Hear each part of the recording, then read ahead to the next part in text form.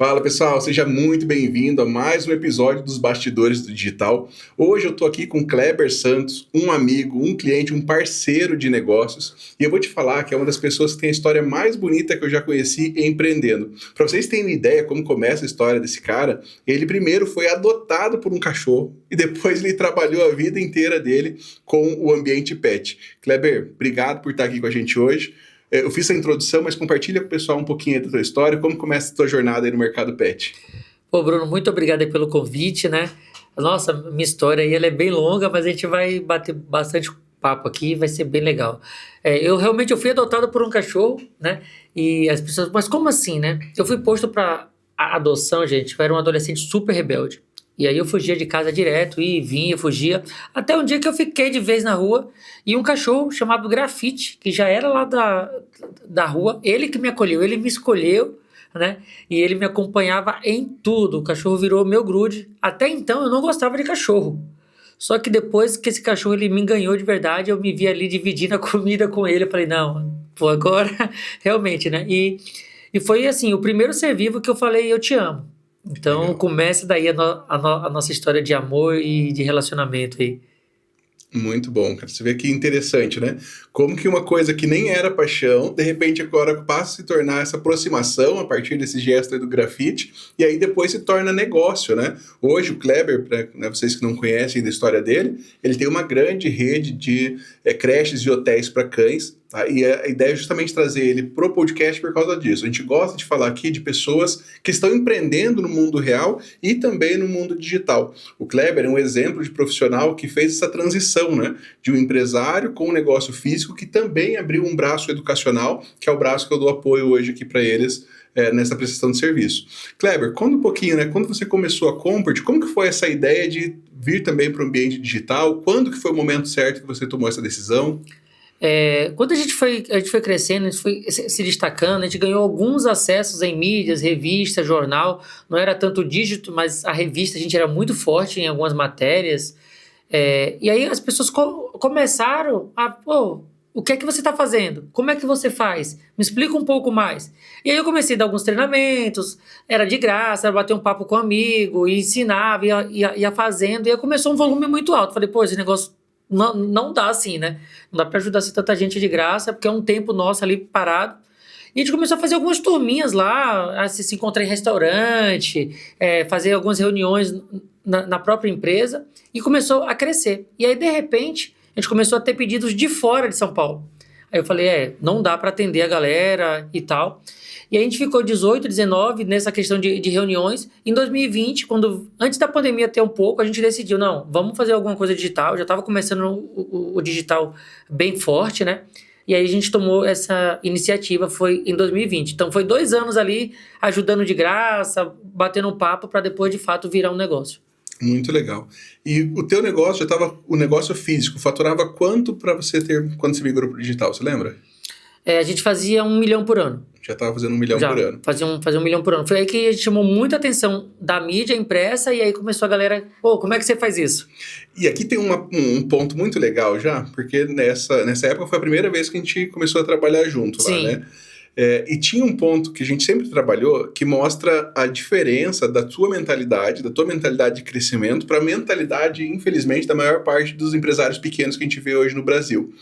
Porque mesmo vindo de baixo, mesmo tendo começado pequeno e sem investimento externo, né, lá no início, você sempre teve essa visão de crescer e crescer mais rápido. E eu lembro que quando a gente começou a fazer as primeiras campanhas, a gente usava muito esse tema, né, porque era o que você já fazia naquela época, de faturar 100 mil por mês com um negócio pet, né, com um daycare para cães, e principalmente porque muitos dos seus clientes naquela época faziam em casa ainda, né? E era interessante, cara, o tanto de hater que nós tínhamos nas publicações ali, até de pessoas que vendiam outros cursos, falando que não era possível, né? Então, como que é isso para você, né? Como que você vê essa mentalidade do empresário pequeno e como que você mudou essa mentalidade em você? Na verdade, assim, os haters ainda tem até hoje, tem muitos que foi construído nessa época, principalmente, né? Várias pessoas me chamavam até de mercenário e tal, porque tudo eu cobrava, blá, blá, blá. E assim, hoje, infelizmente, não só na área pet, tem algumas outras áreas que as pessoas acabam entrando só por amor. E aí ela põe isso sempre em primeiro lugar. Não que não deve amar aquilo que você faz, você trabalhar com aquilo que você ama é maravilhoso. Mas você chegar no final do mês e não ter dinheiro para pagar as contas é triste. E não tem como você misturar o CNPJ com uma ONG. Não é uma ONG, é um CNPJ e você tem cargo, você tem equipe. Assim, eu naquela época que eu faturava 1 milhão, eu tinha mais ou menos 12 famílias que eram sustentadas por essa renda. Não tem como, eu não tinha outra opção de não faturar. Então a gente sempre teve uma boa estratégia financeira, que a minha sócia que cuida disso perfeitamente. Então, preço correto, um bom marketing, a gente tentava o máximo de publicidade que a gente tinha, a gente fazia, isso trazia novos clientes o tempo inteiro. A gente conseguiu chegar nesse marco, que para o mercado pet fazer 100 mil por mês era quase impossível, ninguém acreditava nisso. E a gente provou que isso era possível, né? E a partir disso, hoje, tem vários pet shops que faturam 100, 200, até mais hoje. Né? Então, isso, eu me sinto muito orgulhoso de ter quebrado essa bolha e mostrado que é possível, né? Mesmo tendo alguns haters que faz parte, eu acho que se você não está fazendo certo, se você não tem hater é porque você não está fazendo o negócio certo. Isso eu acho que é a pura verdade. Show, muito bom. E olha que legal, né? Aqui, pessoal, eu vou tentar ser o mais didático possível para extrair o máximo do Kleber para que vocês possam se inspirar na história dele, né? E ter um aprendizado legal aqui.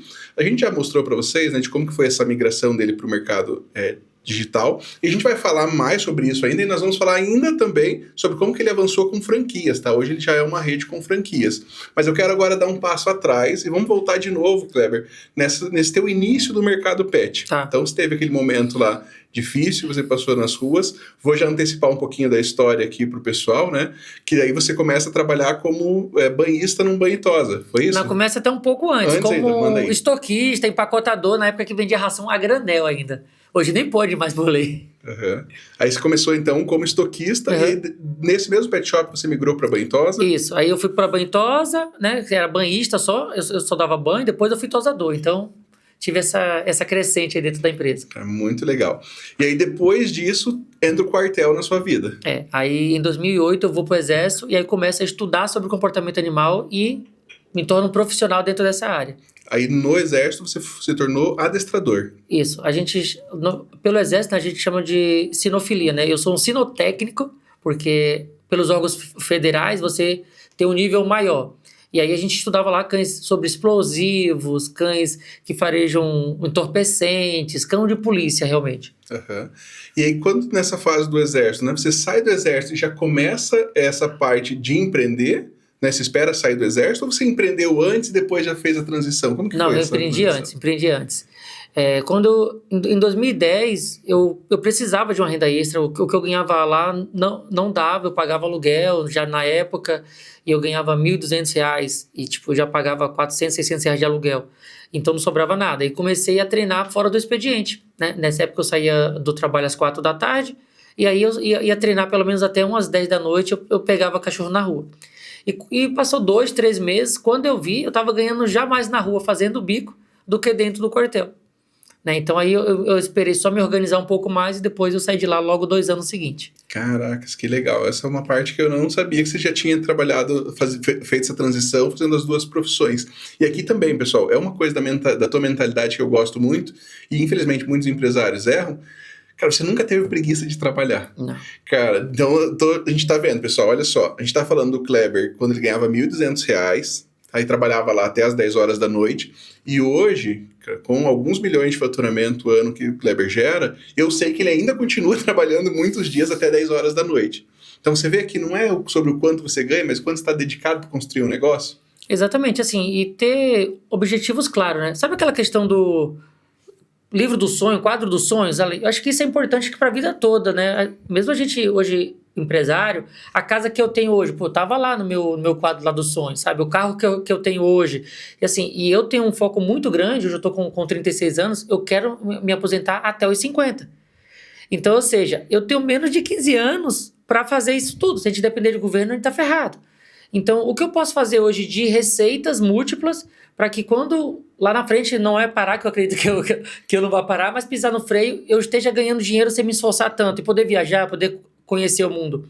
E eu acho que muitas vezes hoje o empresário de todas as áreas, às vezes o cara ganha ali um dinheirinho a mais, ele quer trocar de carro, ele quer comer em um restaurante muito chique e ele viu o dinheiro, ele não quer fazer alguns bloqueios agora para ele ter mais lá na frente. Então, muitas vezes, eu acho que isso faz com que o cara, tudo que entra, ele gasta o dobro. Então, eu penso muito ao contrário. Hoje eu me privo de algumas coisas porque eu quero, lá na frente, eu ter mais qualidade de vida e poder conhecer o mundo mais tarde, não agora. Que eu acho que agora eu ainda estou na fase de que eu tenho energia, tenho fôlego, e é hora de construir, não de gastar agora. Perfeito, cara, muito bom. Você vê que mentalidade interessante, né? Se você é jovem aí, ou mesmo que você já tá na pegada, cara, pensa sobre isso, né? O quanto dá pra gente produzir mais enquanto nós temos energia, né? Porque a gente não sabe o dia de amanhã, quando a gente vai ser pego por uma doença, quando a gente não vai ter essa energia para produzir, cara. Eu acredito nisso também, né? E é muito legal que tanto eu quanto você, a gente produz muito no nosso dia a dia, mas a gente também aproveita, né? Sim. Então tem dias que eu escolho, né, não vir pro escritório de manhã, né? Tem dias que eu escolho sair mais cedo, tem dias que eu escolho trabalhar até 10 horas da noite, tem dia que eu escolho trabalhar no sábado ou no domingo, eu faço as escolhas. Eu vejo que você também faz muito disso, né? Você também curte bastante. Faço. Inclusive, desde o ano passado agora, do meio do ano passado, a gente decidiu que da parte da manhã eu não vou trabalhar mais. Então, eu começo a trabalhar, de fato, à 1 da tarde. Aí trabalho da 1 às 8, às 9, às 10. Mas, inclusive, hoje, com esse cronograma, eu rendo muito mais. Hoje, depois que comecei a fazer atividade física, esporte, não é papo de coach, não. Realmente, eu vou trabalhar com muito mais gás e muito mais focado. Então, hoje eu consigo organizar, né, a minha agenda. Então, eu tenho várias empresas. Então, hoje é para tal empresa. E eu trabalho sempre na regra 80-20. Vai aparecer problema das outras que você tem que sair ali e resolver. Mas aquele dia focado naquela empresa. E hoje eu me sinto que eu produzo muito mais. Fazendo esporte, fazendo atividade física e tendo um horário físico ali para trabalhar 100% meu, sabe? Muito bom. Vamos lá, Cleber, vamos voltar um pouquinho agora sobre o hotelzinho ali, como que você começa a empreender. E eu tenho uma dúvida, que eu acho que eu nunca te perguntei isso.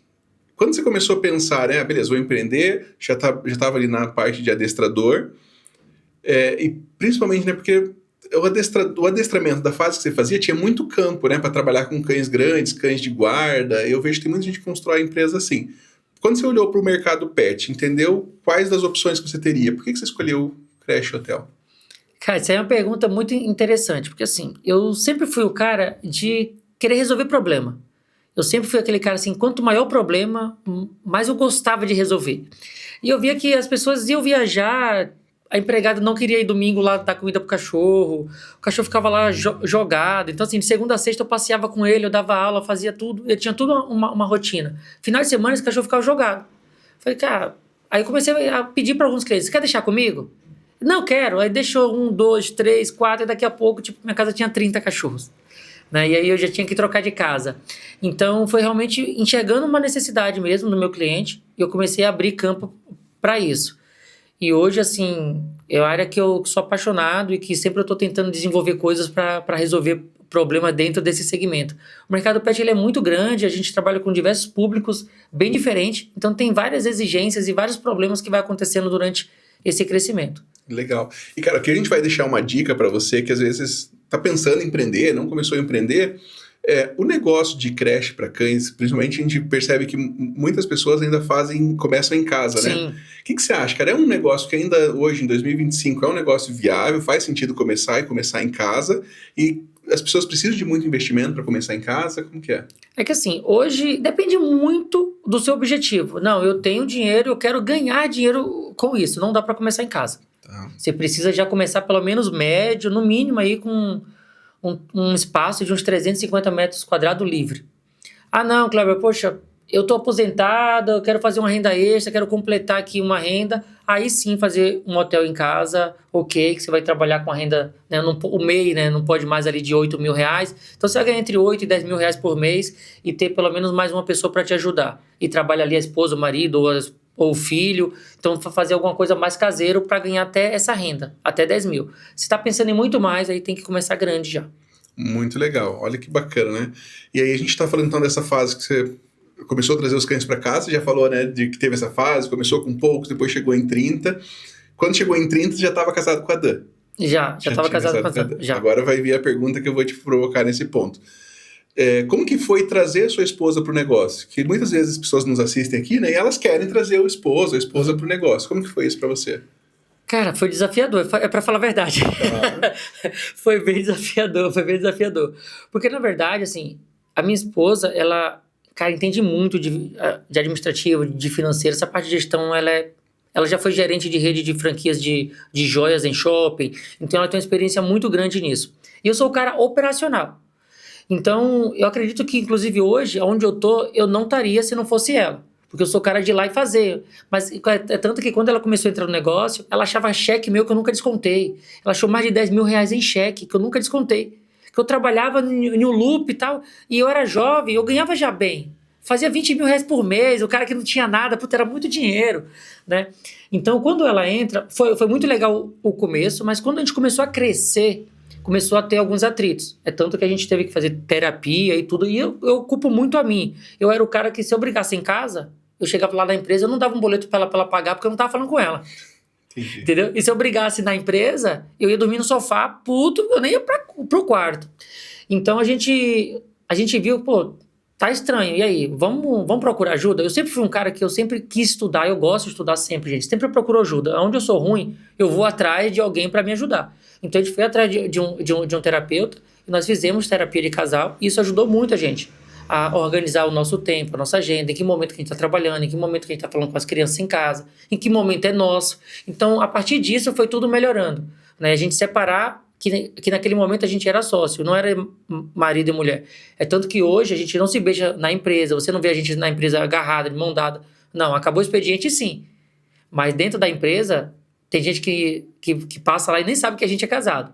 A gente hoje mudou completamente. Isso completamente mudou da água pro vinho todo o nosso relacionamento. Para melhor. Muito legal. E tem um ponto legal na história de vocês, né? Que você sempre fala que que não é que a Dan nunca tinha dado errado no negócio dela. Você tirou a Dan de uma empresa que ela já tinha também, que estava indo bem, e conseguiu trazer ela pro negócio. Como que foi essa negociação de vocês nesse ponto? Isso é uma coisa muito legal, porque assim, a Dan nunca teve problema lá na empresa dela. E eu também, até então na minha, tava tudo ótimo, até onde eu tinha esse conhecimento. Porque a gente não via empresas grandes no mercado pet, né? Tirando, lógico, as multinacionais. Então, eu sempre ajudava ela. Faltava um jardineiro, eu ia lá e ajudava. Nessa época ela tinha uma empresa de paisagismo e decoração, que é a formação dela. Faltava um jardineiro, tinha que alguém levar alguma coisa, eu sempre ajudava, mas era uma ajuda, não me intrometia. E quando eu precisava também, ela me ajudava, pagava uma conta, entrava ali no banco, fazia alguma coisa, só que cada um cuidando das suas coisas. E chegou uma hora que a gente falou, poxa, não dá mais pra gente ficar se dividindo e os dois vão ajudando o outro e nada vai pra frente. E ela começou a estudar mais, e ela é mais analítica, de estudar o mercado pet. E ela viu forma de crescimento mais no mercado pet do que na parte de decoração e jardinagem, ainda mais por ser uma área muito mais cara, para você começar o investimento, né, para você ir para outro nível, é um investimento muito maior. Então a gente decidiu investir na área pet e fechar a outra empresa. E aí aconteceu isso em 2015, a gente casamos ainda em 2015, e aí a gente começa já a trabalhar junto, e é tanto que a gente saiu de 15 para 16 de em casa para ir ter um ponto comercial já. Olha só, legal. O quanto a gestão é importante para isso. Muito legal. E tem um caso engraçado com a Dan nesse ponto, né? Quando ela começa... Isso aqui, até quando eles estavam namorando, tá? Você falou de ter dado cheque para ela pagar, né? Tinha um cachorrinho que o Kleber atendia, que chamava cheque. A Dan achava que o Kleber era agiota, alguma coisa assim, galera.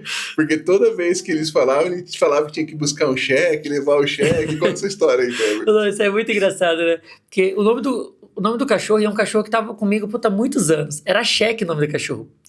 E aí e esse cachorro, eu pegava ele todos os dias, de segunda a sexta, segunda a sábado.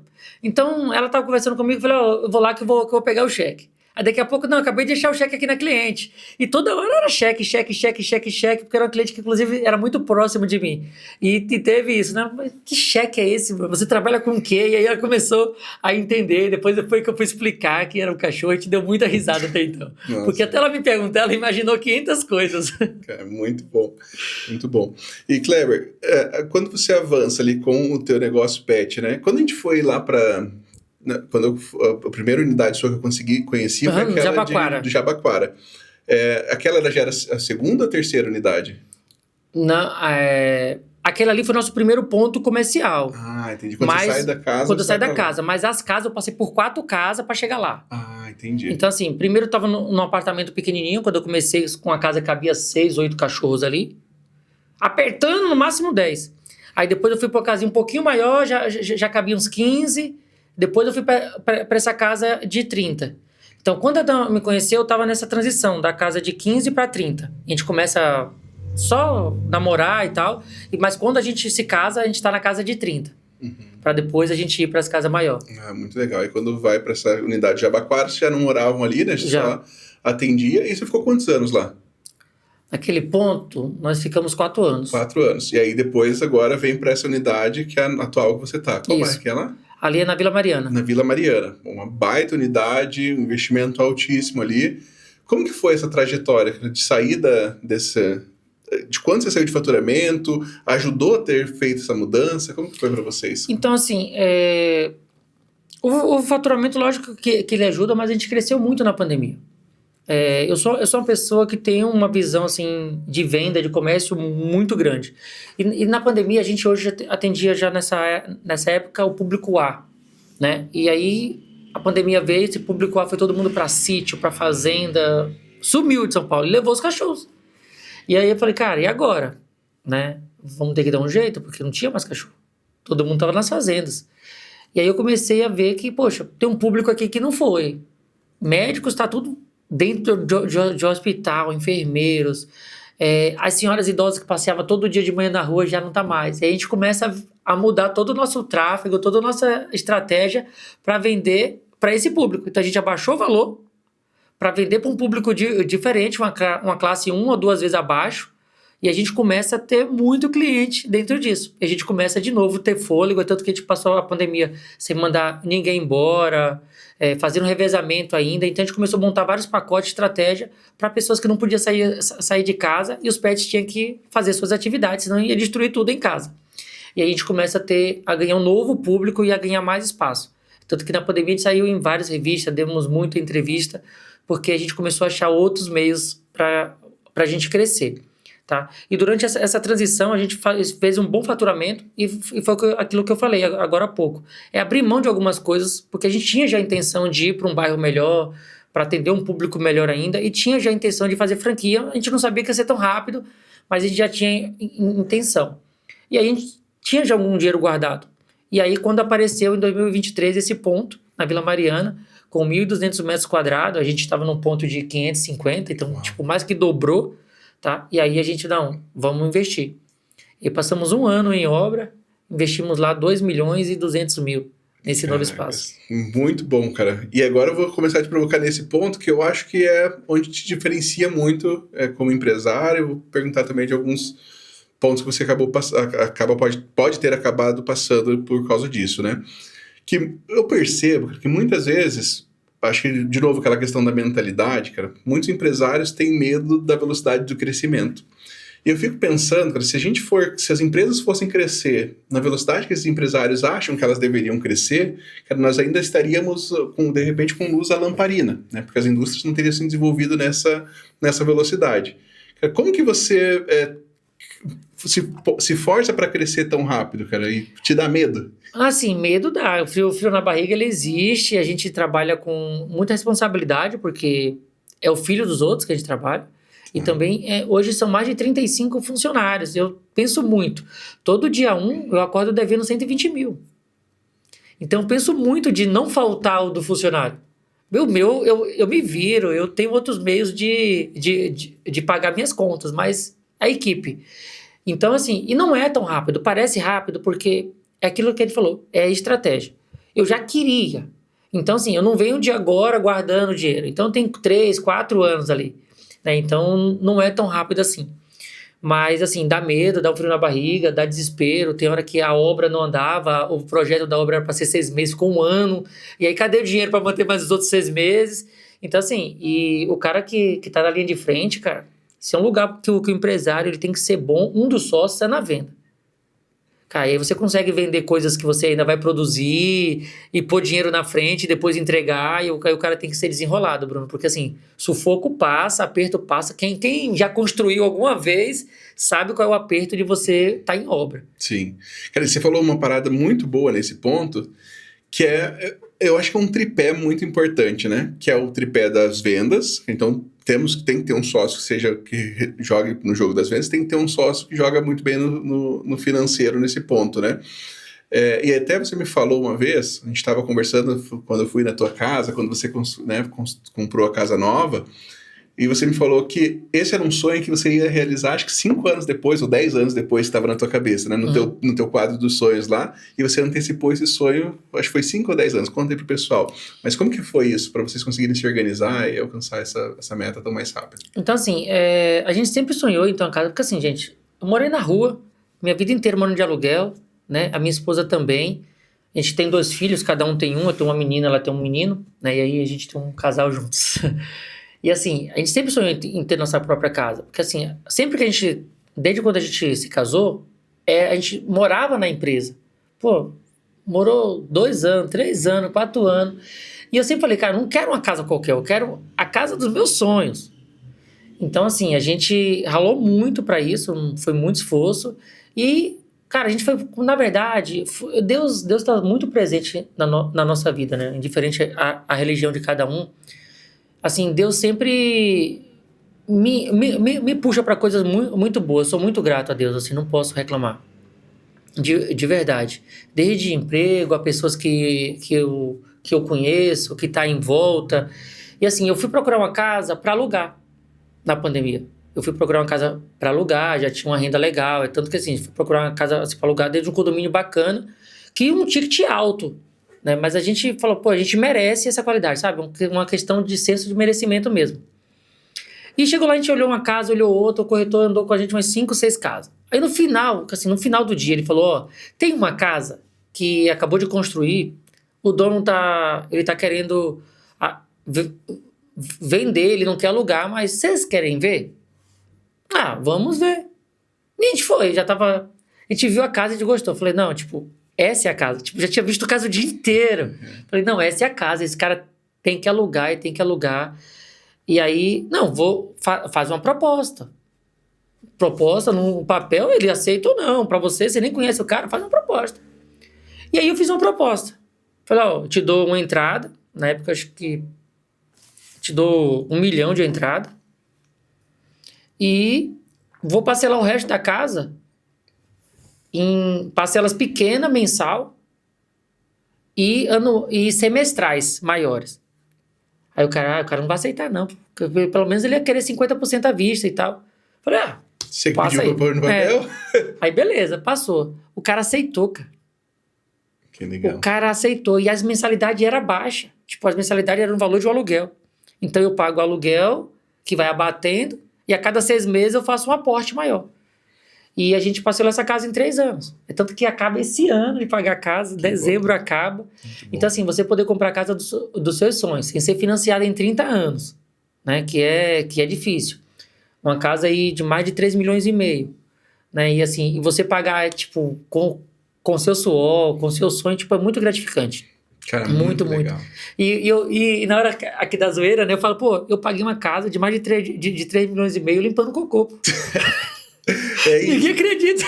Muita gente tem esse preconceito, né? De, não vai conseguir funcionário, quem vai querer ficar juntando cocô o dia inteiro, jogando bolinha? Tá aí a prova de que dá dinheiro, né? Juntar cocô de cachorro o dia inteiro. Muito. Assim, lógico, né? Você tem que dedicar, fazer um bom trabalho. Tem que catar o cocô direito, se catar errado vai dar merda. Mas, assim, dá resultado, cara. Qualquer coisa que você faz hoje, com amor, carinho, com dedicação, dá certo. Tem pessoas para comprar qualquer coisa, de qualquer valor. Então, assim, às vezes as pessoas se prendem muito no que os outros vão achar, o que os outros vão dizer, cara. Tipo, dane-se o que os outros vão dizer, cara. Faz o seu, tipo, ninguém paga as suas contas, entendeu? Então, não importa. Se você acredita, você acha que aquilo você tá ajudando alguém, tem um propósito ali naquilo, vai dar certo. Muito bom. E pegando aqui agora o gancho dessas estratégias de vendas que o Kleber usa, né? Vamos tentar extrair um pouquinho dele aqui. Antes da gente trabalhar junto, inclusive, você ficou conhecido como o adestrador das estrelas. Né, lembra? Adestrador dos famosos. Adestrador dos famosos. Saiu na capa de uma revista como adestrador dos famosos, porque o Kleber era conhecido em São Paulo por adestrar o cachorro do Alok, ficar com os cachorros do Alok, mais uma porrada de gente famosa que eu não vou lembrar. E isso foi sempre uma coisa que você fez intencionalmente, né? Sim. Você se colocava nessas posições de propósito. Sim. Como que foi que você enxergou isso? Como que você traçou uma estratégia para acontecer isso? A primeira vez não foi intencional. Então, eu atendi um profissional, que era um professor de tênis, tá? E esse cara fazia vários famosos. E aí eu atendi o primeiro famoso. Atendi o primeiro famoso, tal. Os caras não, né, permuta, sei lá o quê, eu nem sabia o que era isso. Mas pediu desconto, eu dei um valor lá de desconto e comecei a trabalhar. E aí começou a aparecer muito cliente. E as pessoas começaram, nossa, tá atendendo fulano. E a rede social começou a crescer. Eu falei, cara, negócio é interessante. Sim. Deixa eu entender mais. E aí apareceu outro famoso, aí começou a ser intencional. A partir do segundo foi. Entanto que hoje, até hoje, aqui na empresa, por mês, a gente atende 3 famosos na permuta. Mas de 3 não, porque tá dentro da verba de marketing já. Hoje faz parte da verba de marketing ter 3 influências sempre por mês novos dentro da empresa. Ah, olha que legal, olha que dica bacana nesse ponto, hein, galera? Ele colocou isso dentro da verba de marketing. Então hoje a gente abre mão daquela equipe que vai trabalhar para aquele profissional, né? E a gente põe essa estratégia dentro da verba de marketing da empresa. Então sempre a primeira e a última aula sou eu que vou, que aí eu vou para fazer merchan, faço a foto e tal. A equipe trabalha todo o meio com a minha orientação e eu vou fazer a entrega final para também ter vídeo, ter conteúdo para a empresa. Né? E aí tem todo um contrato, tá, gente? É uma coisa importante. Faça contrato com o seu influenciador, qual é a entrega dele. Porque depois você entrega o serviço e tem muitos que já me deu calote. E sumir, não entregar nada e não entregar o que foi prometido. Então tem que tomar muito cuidado. Inclusive hoje, como é muito fácil de um cara desse grande fechar a sua loja. Coloque também lá, né? Porque como você também não tá pagando, se acontecer alguma coisa, se a entrega não for o que ele esperou, por não ser algo pago, ele também não pode falar mal e você pôr todos os direitos ali de uso de imagem, tudo certinho também nesse contrato. Não faça contrato com o influenciador de boca apenas. Tá. Deixa eu fazer uma pergunta que eu tenho curiosidade mesmo sobre influenciador, tá? Porque eu particularmente tenho preconceito com influenciadores. Eu acho que eu não contrataria para minha empresa no formato que as pessoas normalmente fazem. Eu até contratei recentemente, mas eu paguei pelos vídeos que foram entregues e pronto, era isso, né? Eu não paguei esperando o resultado desse influenciador. Quando você contrata um influenciador para tua marca, você está esperando que ele te traga clientes ou só alcance da marca e visibilidade? Aí tem 2 perfis de... Você falou uma coisa importante. Tem dois perfis de estratégia. Eu tenho aquele cliente que me dá posicionamento. Se vir cliente, ótimo, mas não estou com ele por outros clientes, só por posicionamento de marca, tá? Porque às vezes o cara tem um posicionamento legal, ele está envolvido em ações bacanas, que faz sentido eu estar numa foto com ele. Legal. Tá? E tem aqueles que a gente quer volume de vendas. E eu tenho hoje. Hoje eu tenho alguns TikToks que quando eu faço campanha com ele, chega a bater 200 ligações lá na loja. Ah, olha que legal. Então eu tenho a pessoa que tem volume, que tem tração, e eu tenho aquela pessoa que é só mídia mesmo. Cara, olha que legal, né? Eu não tô por dentro dessa sua estratégia, não usaria mesmo, mas olha como é importante você ter clareza do que você está fazendo no teu negócio, né? Porque o maior erro, eu acho, das empresas, principalmente dos pequenos, é que ele acha que todo influenciador vai trazer cliente para a loja dele, fazer o telefone tocar, e não é isso, né? Não é isso. Inclusive, assim, se você não tem estratégia, às vezes é melhor você não fechar, porque eu vou dar um exemplo. Você fecha com um TikTok que é um seguidor global. Aí você só tem uma unidade, fica no interior e você não é o público daquela pessoa.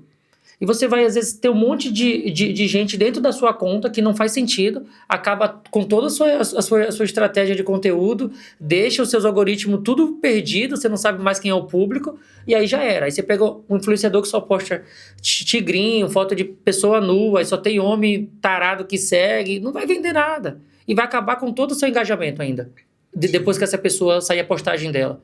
Então acaba atrapalhando você. Então precisa ser bem estratégico, pedir todos os resultados ali da pessoa. Então a gente pede os prints de visualização, a gente vê qual é a cidade que a pessoa é mais perto, ou que ela tem mais alcance. Então a gente pede tudo isso, todo esse relatório dela, para aí sim a gente fechar alguma coisa.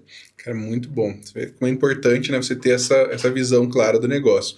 E pegando essa parte ainda da tua estratégia de marketing e vendas, uma coisa que eu também lembro que você sempre fez, tá? Antes, inclusive, do digital, e inclusive por isso que você estava na capa das revistas ali também, né, algumas nesse ponto vêm dessas assessorias, outras não, mas você sempre investiu na assessoria de imprensa. Sim. Né?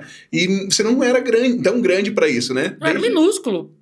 Desde uma empresa pequena você investiu. Como que foi essa estratégia? Por que você começou a investir nisso? Cara, eu era muito pequeno, mas eu sempre entendi que a mídia é o que ia fazer eu ser grande. Eu era pequeno, por isso que eu investia. Hoje eu não invisto tanto. Hoje as mídias me procuram. Então, assim, eu investi até onde eu fiquei num ponto que eu comecei a ter de graça. Então, se você quer ser grande, invista agora. Se você não investir em marketing e esperar para você ser grande, esquece. Vão te engolir, porque hoje as empresas estão chegando com muito caixa e estão engolindo quem é pequeno. E você ser pequeno e parecer pequeno é outra coisa. Então, eu sempre fui pequeno e gostei de parecer ser grande.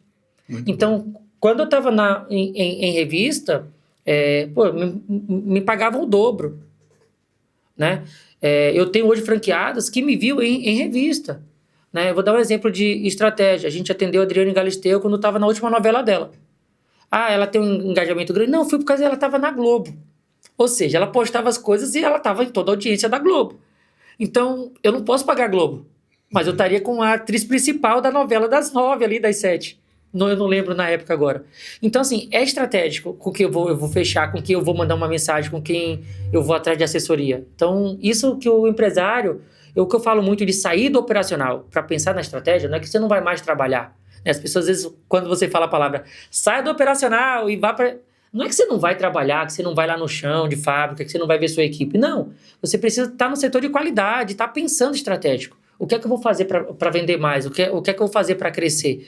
Enquanto você estiver, às vezes, lá no chão de fábrica, fazendo trabalho braçal, que às vezes é um funcionário a hora dele é R$8 e a sua hora R$2, R$3.000 e você está fazendo o serviço dele, não faz sentido. Tá? Então você tem que estar pensando como fazer a sua empresa crescer e não como ela funcionar. Muito bom. E nós nos beneficiamos muito disso depois, quando eu fui trabalhar com você, né, na primeira vez com o marketing digital. Não sei se pode falar em números aqui, Pode. Mas um lançamento que nós fizemos, e aí a gente fez mais de R$100.000 na primeira hora. Não sei se você lembra que a gente bateu um volume legal assim. E durante o aquecimento desse período de lançamento, eu havia usado os vídeos que a gente tinha vindo da Pequenas Empresas Grandes Negócios. Lembra? Então, quando a pessoa se cadastrou para o nosso lançamento, né, eles não sabiam que estavam participando de um evento de vendas, mas quando eles se cadastraram para o nosso evento gratuito, eles ficaram quase um mês assistindo aqueles cortes que eu fiz do Pequenas Empresas Grandes Negócios. Isso com certeza fez com que a gente tivesse resultado. E é isso que a gente recomenda para você que tem um negócio, né? Use essas estratégias, mas tirem proveito delas em todas as mídias, né? Recentemente saiu no Fantástico também, né? Sim, saiu no Fantástico, Record, Band, Globo, Jornal do Meio-Dia, assim, tudo que você imaginar, a gente já saiu hoje de TV. Ano passado nós tivemos 232 mídias entre impressa e TV, né? Sem ser mídia digital. Então a gente tem um volume muito grande. Mas assim, isso dá muito trabalho, isso tem que dedicar ali muito tempo. Nem sempre eu tive assessor de imprensa, eu pude pagar. Às vezes eu ia bater na redação do jornal. Eu escrevia, eu seguia o repórter, mandava um e-mail para ele. Eu fiz muito trabalho manual mesmo. E o cara, tipo, Fantástico não faz assessoria de imprensa. Você foi cavando? Sim, Fantástico fui eu. 100% eu conheci uma repórter num evento, eu segui ela e comecei a mandar trecho da minha história para ela. Eu escrevia e mandava áudio. Ó a dica aqui de pauta. Ela, aí teve um dia que, claro, tudo bom, tudo, aquela pauta que você mandou, sei lá, se encaixa. E aí a gente foi. Então, assim, cara, é persistência. Às vezes a pessoa, hoje no mundo digital, principalmente, Bruno, você vê todo mundo falando uma coisa. E aí você não sabe para onde você vai, aí você tenta o que o João falou, o que o Pedro falou, e você fica louco, nada dá certo, nada funciona, porque você nem dá tempo daquilo funcionar. Então, assim, gente, para quem empreende, primeira coisa, você tem que ter clareza total de missão, visão e valor. Para onde você está indo, onde você quer chegar e onde você está hoje. Baseado nisso, você tem destino muito claro ali para tomar. E assim, o plano B é sempre fazer o A dar certo. Cara, vai dar certo. Vai dar certo. Não tem como dar errado hoje. Tem gente que compra tudo. Hoje tem gente para comprar qualquer coisa. Então você precisa, às vezes, ter foco, que a grande maioria não tem. Perfeito. E pegando esse gancho que você acabou de trazer, né, da gente ter missão, visão e valores, e pessoal, ter missão, visão e valores de empresa não é para ficar posto na parede, mas é para dar uma direção de para onde o negócio está indo, e essa direção vai funcionar para você, né, o mais importante, vai funcionar para o mercado e vai funcionar para a tua equipe, Sim. porque a tua equipe está vendo que tem clareza disso, né, de para onde que a empresa está indo, que a empresa está crescendo, isso é fundamental. Conta um pouquinho para a gente de onde que a Comport está e para onde que a Comport está indo agora nos próximos anos. A Comport hoje, ela está em um ponto, inclusive, que eu nem imaginava que ela estaria. Né? Então, hoje, assim, eu fico muito feliz aonde a Comport está. E o nosso próximo passo para os próximos 10 anos é vender para algum fundo. Nos próximos 10 anos? Então, a gente está construindo uma empresa para ser vendida daqui nos próximos 10 anos. Muito bom. Então, e a gente tem braços nesse ponto, né? Então, fundos, se vocês estiverem nos vendo, compre um dos nossos braços. Então, beleza, a gente tem a Comport Pet, que foi a primeira empresa que você fundou. Isso. Aí a gente tem a Comport Ensino. Isso, que é a parte toda de treinamento. Perfeito. E a gente tem agora, qual é a terceira empresa? Aí tem a Comport Franquia. Comport Franquia. Tá? Temos a Comport Tech, de tecnologia. E temos hoje uma agência de mídias sociais. Pô, muito bom. Nesse ponto da franquia, hoje vocês estão com quantos franqueados? Hoje nós estamos com 6 franqueados, e isso em menos de um ano. Menos de um ano, né? E são franquias que, assim, é um aporte grande, porque a gente fala de obra, né? Então, é uma estrutura de 500, 700 metros. Então, pessoas aí que estão investindo de 500 a R$1 milhão. Pô, muito bom. E na parte do ensino, com quantos alunos você está? Para onde você está indo? Hoje estamos com quase 10 mil alunos, estamos em 7 países já. Pô, muito bom.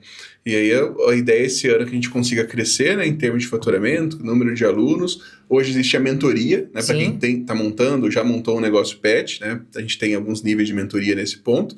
E na parte de tech, já tem aplicativos que foram desenvolvidos? Como que tá? Tech a gente já tem o aplicativo próprio da Comport Ensino. Estamos construindo um site, um CRM para as lojas pets. Tá? E também um aplicativo para o cliente final ter um atendimento mais rápido dentro das lojas. Muito bom. E já também vai vir um IA aí para comercial. Show de bola. E como que a gente está nesse ponto, Kleber, Quando que você pegou e resolveu abrir as outras empresas? Porque às vezes as pessoas pecam nesse ponto, né? Elas ficam abrindo muitas frentes quando uma não está ainda consolidada, né? Como que foi para você isso? Teve clareza de vou mudar só quando essa empresa estiver nesse ponto, não? Não, sim, a gente teve sempre muita clareza em relação a isso. Então, quando a gente começou a empreender em outra área, a Comport Pet já estava andando sozinho. Então, hoje eu consigo ir 2 vezes por semana lá na minha empresa. Às vezes eu vou mais para lá para usar o escritório do que, de fato, para trabalhar nela em si. Né? E isso a gente foi aos poucos crescendo, e algumas coisas que foram abertas seguinte por necessidade do mercado mesmo. Então, hoje a gente fala de sistema. Hoje para organizar minha empresa, eu tenho que ter 3 sistemas. E eu não quero, estou fazendo um com os 3 compilados, porque as informações elas não se conversam, eles não têm API aberta para se falarem. Então, eu jogo tudo em uma, jogo tudo na outra, então acaba tendo um trabalho manual muito grande. Uhum. Bacana, Kleber, entendi nessa parte das empresas que você montou até agora. E quando o seguinte, para que a gente ajude o pessoal aí que possa estar passando por um desafio, qual foi o maior desafio que você passou? Quais os desafios que você foi enfrentando aí que deu para superar legal? Olha, a pandemia foi um desafio muito grande, assim, a gente ficou muito, muito abalado realmente com falta de dinheiro, assim, tinha cliente e não tinha dinheiro porque ninguém estava usando o serviço, então deu um desespero. Mas você precisa, às vezes, ter calma, você ser frio, né? Um dos sócios tem que ser muito frio para pensar em algumas coisas para te tirar do buraco ali, para pelo menos você respirar, se pôr a cabeça para fora, né? O período que a gente estava também fazendo a obra da nova unidade, porque era um projeto para 6 meses e estendeu para 1 ano, então o dinheiro começou a acabar no meio do caminho, né? E colocar dinheiro que não estava previsto ali. Porque assim, quando a gente fala de um dinheiro limpo, que é aquele dinheiro que você já trabalhou, você já lucrou, ele tá lá, quando você tira ele para reinvestir, é um dinheiro muito caro, né? Então, foi decisões difíceis de saber. Eu ponho no próprio bolso, pego o empréstimo, o que vale mais a pena. Então, são decisões estratégicas que a gente não pode fazer por impulso. Então, foram momentos assim de passar 1 a 2 semanas pensando, quebrando a cabeça na mesma coisa para chegar em uma solução. E aí a gente tem os outros desafios, que é a equipe, é montar a equipe, é treinamento. Hoje, acho que todas as empresas elas têm que ter um braço de educação dentro do negócio dela. Porque hoje, com a nova geração Z, as pessoas não aguentam mais aprender com aquele professor de sentar lá e ficar 3 horas falando a mesma coisa. Tem que ser didático, tem que ser um mentor, tem que dar exemplo, tem que ensinar, por exemplo, pegar, fazer, pedir para a pessoa ela repetir. Hoje a gente vê uma juventude que trabalha muito mais por um propósito do que por um salário. Acho que assim, se você pegar as nossas mães e pais, o que eles passaram lá, sem dúvida, ele não repassou da mesma forma para a gente. Ele deu a melhor qualidade que eles poderiam dar. Nós dois fazemos a mesma coisa para os nossos filhos. Nossos filhos têm quase a mesma idade. A gente não deixa eles passar aquele perrengue que a gente já passou. Eu já dividi comida, eu já comi comida da rua. Jamais meu filho hoje ele vai passar por isso. Então, quando ele for para o mercado de trabalho, ele não tem uma necessidade daquele salário em si. Porque hoje ele tem uma vida muito bem estável. Então, isso a gente está pegando isso também de outras famílias. E como tornar a nossa empresa desejada para as pessoas que vão trabalhar lá dentro. Quando a gente fala de missão, visão e valor, é isso. Será que a pessoa que vai trabalhar na minha empresa, ela entende qual é a missão da minha empresa? Quais são os valores que ela tem? Será que eles estão alinhados em relação a isso? Então, quando você contrata só por valor, acontece isso. Ou qualquer vizinho que oferecer R$50 a mais, o cara se muda. Ele não tem nenhum tipo de ligação à sua empresa. E hoje eu vejo até nos anúncios de emprego, a pessoa pede um monte de coisa, quer dar um salário minúsculo, né? E quer exigir 500 coisas. Então, assim, não faz sentido. Tá? Então, as pessoas hoje mudou a forma de trabalhar. Cara, muito legal, né? Realmente, essa questão das pessoas é o que eu enxergo que muita gente tem passado dificuldade mesmo. Aqui nós encontramos dificuldade, todas as empresas que eu falo encontram, mas olha que interessante, né? Possivelmente nenhum de nós enfrenta mais dificuldade do que você. Foi aquilo que a gente falou mais cedo, né? Eu, teoricamente, deveria passar menos dificuldade, porque eu estou na área de tecnologia, mas você, como você falou, pô, difícil hoje alguém querer ir lá cuidar de cachorro, né? Limpar cocô, acordar às 6 horas da manhã para limpar cocô do cachorro dos outros. É isso. Porque existe muita gente que chega lá e fala bem assim, eu amo cachorro, mas você ama o seu cachorro. Entendeu? Você ir trabalhar para limpar o cocô do cachorro de que pessoa você nem conhece, é diferente. Não é que nem você cuidar do seu filho e cuidar do filho do vizinho. Sim. Você não vai maltratar, mas não é o cuidado não é o mesmo. Muito bom. E aí ficou várias dicas do Kleber nesse ponto, de como a gente lidar com esses desafios. Kleber, conta pra gente onde que o pessoal te encontra nas redes sociais e deixa um recado para todo mundo que quer empreender, ou que te conheceu hoje, para que a gente possa encerrar esse podcast de hoje. Beleza, vocês podem me encontrar como Kleber Santos, tudo junto, minha rede social ali onde eu falo mais de negócio e mostro um pouco ali da minha vida, ou a minha empresa Comportpet, aí você vai encontrar tanto no Facebook, LinkedIn, Instagram, todo lugar tá como Comportpet, beleza? Então segue a gente lá e acompanha lá que tem muito trabalho bacana. E assim, uma mensagem final, eu acho que para os empresários hoje eles precisam mudar completamente a sua mentalidade. O que funcionava 2 anos atrás, hoje já não funciona mais. Então, pare de tentar chegar no mesmo lugar, né, usando técnicas passadas ou métodos que hoje em dia já ficou antigos já. O mundo está muito rápido, tá evoluindo muito. O que você chegou até aqui, você não vai dar o próximo passo, de jeito nenhum. Show. Muito bom, pessoal. É isso. Obrigado por ficar conosco aqui mais esse episódio. E já comenta aqui embaixo o que você achou desse episódio, o que você achou da história do Kleber, uma história linda aí que a gente compartilhou com vocês. Um abraço, até o nosso próximo episódio.